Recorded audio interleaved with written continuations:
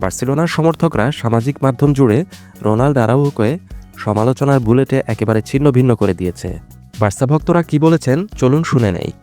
একজন লিখেছেন, আরাউহো একজন হাস্যকর মানুষ, তাকে আর ঘৃণাও করতে পারছি না, সে যেন সেন্টার ব্যাকদের ডারউইন নুনেজ। আরেকজন টুইট করেছেন, আমি আশা করি তোমরা এখনই আন্দ্রেস ক্রিস্টেনসেনের প্রশংসা করা শুরু করবে। যদি হান্সি ফ্লিক তাকে রোনাল্ডো আরাউহোর পরিবর্তে সাবিন করত, তাহলে আমরা এখন ফাইনালে যাওয়ার উদযাপন করতাম। আরেকজন ব্যবহারকারী লিখেছেন, আরাউহোর মতো খেলোয়াড়রা আপনাকে ফুটবলকে ঘৃণা করতে বাধ্য করে।